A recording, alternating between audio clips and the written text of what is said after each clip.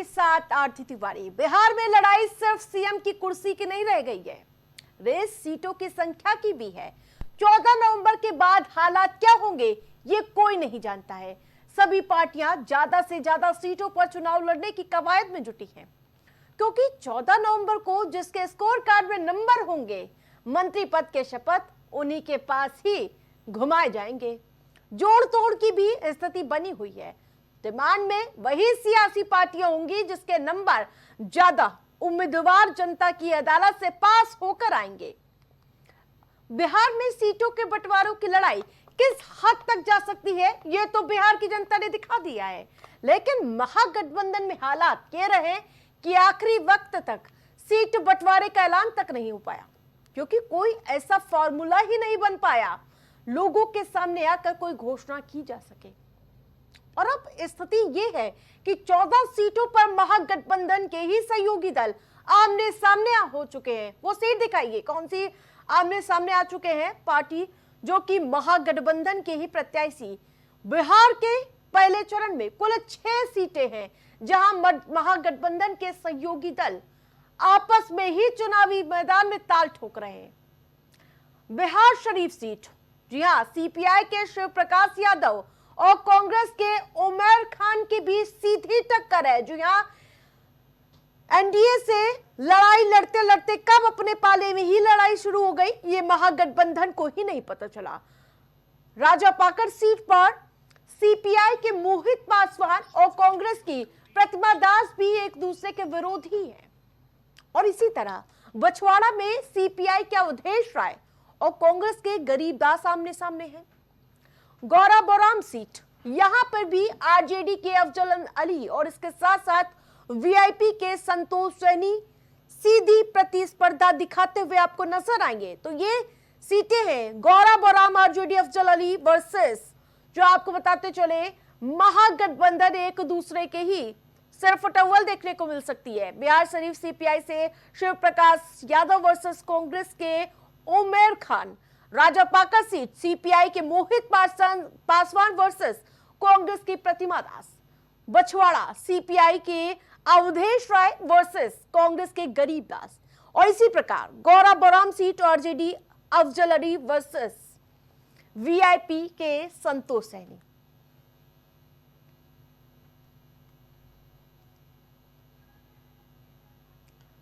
हालांकि लालू यादव ने चुनाव आयोग को चिट्ठी लिखकर अफजल अली के नाम को हटाने के लिए कह दिया है। इसी तरह बिहार के महागठबंधन के अंदर सीट बंटवारे को लेकर मतभेद जिस प्रकार से ये रार थमने का नाम नहीं ले रही है, मतभेद का असर अब पहले चरण की कई सीटों पर साफ देखा जा रहा है।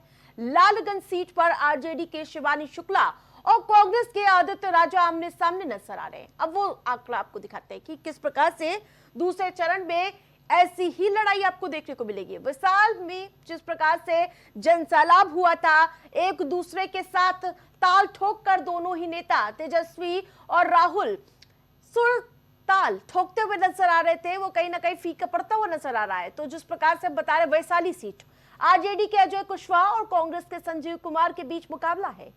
करगहर सीट पर सीपीआई के महेंद्र गुप्ता और कांग्रेस के संतोष मिश्रा चुनावी लड़ाई में लगे हुए हैं। इसी प्रकार सुगौली में आरजेडी के शशि भूषण सिंह और वीआईपी के मनोज सैनी की टक्कर है, जबकि कहलगांव में आरजेडी की रजनीश यादव और कांग्रेस के प्रवीण कुशवाहा एक दूसरे के प्रतिद्वंदी हैं। सिकंदरा में आरजेडी के उदय नारायण चौधरी और कांग्रेस के विनोद चौधरी के बीच सीधा मुकाबला है। इसी प्रकार वारिसगंज में आरजेडी के अनीता देवी और कांग्रेस के मंटन सिंह के बीच चुनावी जंग देखने को मिलेगी। चैनपुर सीट पर आरजेडी के ब्रज किशोर बिंदु और वीआईपी के बाल गोविंद आमने सामने होंगे। तो लालगंज के भी इसी प्रकार समीकरण है, आरजेडी शिवानी शुक्ला वर्सेस कांग्रेस के आदित्य राजा होंगे। और इसी प्रकार आपको बताते चले, वैशाली सीट, जी हां, बेहद ही हॉट सीट है, आरजेडी अजय कुशवाहा जबकि कांग्रेस के संजीव कुमार। करगहर सीट सीपीआई के महेंद्र गुप्ता वर्सेस कांग्रेस के संतोष मिश्रा चुनावी हुंकार भरते हुए नजर आएंगे एक दूसरे के खिलाफ। सुगौली आरजेडी से होंगे शशि भूषण सिंह वर्सेस वीआईपी के मनोज सैनी।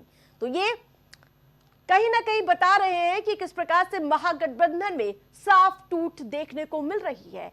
महागठबंधन में नामांकन के आखिरी दिन तक पेच फंसा रहा। दो दलों ने महागठबंधन से किनारा तक कर लिया और इसी टूट फूट को लेकर अब तेजस्वी राहुल एनडीए के निशाने पर आ गए। एनडीए चौतरफा हमलावर नजर आ रहा है। चिराग पासवान ने एक बार फिर से महागठबंधन पर निशाना साधा, कहा कि जो गठबंधन नहीं संभाल पाए हैं वो आखिरकार बिहार को कैसे संभालेंगे। बयान सुनिए आप। मैंने राजनीति का विद्यार्थी हूँ, स्टूडेंट ऑफ पॉलिटिक्स होने के नाते मैं ये पढ़ाई करता हूँ, अध्ययन करता हूँ, जानता हूँ कि चुनाव में क्या क्या कैसे कैसे हो रहा है। पर मैंने अपने जीवन काल में कभी इस तरीके का चुनाव नहीं देखा जहाँ पे इतना बड़ा गठबंधन इस तरीके से बिखराव की कगार पर आ गया। मतलब सीटों के चयन में समझ में आ सकता है कि शायद विवाद हो, पर अभी तक सीटों की संख्या तक गठबंधन नहीं डिसाइड कर पाया है। और ऐसे में अगर इस भ्रम में है महागठबंधन के लोग कि भैया कुछ सीटों पे आमने सामने हो जाएं, there is nothing called as friendly fight, either you are friends और you are fighting with each other. ये दोस्ताना संघर्ष राजनीति में नहीं होता है, ये गलत शब्दावली है। हम लोगों ने कैंपेनिंग बंद कब किया था? श्री राहुल गांधी जी 2029 की तैयारी कर रहे हैं, तेजस्वी यादव जी 2030 की तैयारी कर रहे हैं। 2025 तो बिहार की जनता ने एनडीए के नाम कर दिया है और लगातार जनता का समर्थन बढ़ रहा है और हम लोगों को पूरा विश्वास है बहुत रिकॉर्ड विजय बिहार के इतिहास में एनडीए की सबसे बड़ी विजय। तो बहरहाल सीट बंटवारे को लेकर जो पेच फंसा उसका कितना खामियाजा महागठबंधन को उठाना पड़ेगा, उसका जवाब 14 नवंबर को ही मिलेगा। फिलहाल महागठबंधन ने एनडीए को बैठे बैठाए एक मुद्दा दे दिया है, जिसके जरिए एनडीए महागठबंधन की क्षमता पर सवाल उठाना शुरू कर चुका है। दिल्ली एनसीआर की हवा इस दीपावली